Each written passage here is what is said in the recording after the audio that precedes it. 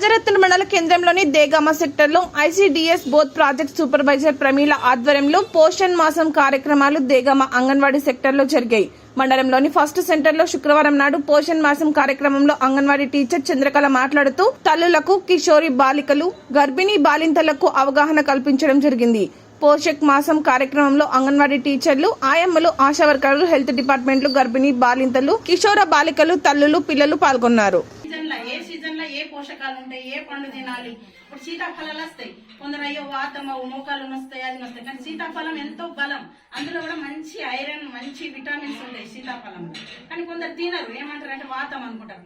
అవన్నీ వేస్ట్. అవన్నీ మనం అనుకోకుండా, అపోహాలు మనకు లేకుండా ఏ సీజన్ లో ఏ పండు దొరుకుతుంది, ఎప్పుడు ఏ పండు దొరుకుతుంది ఖచ్చితంగా తినాలమ్మా.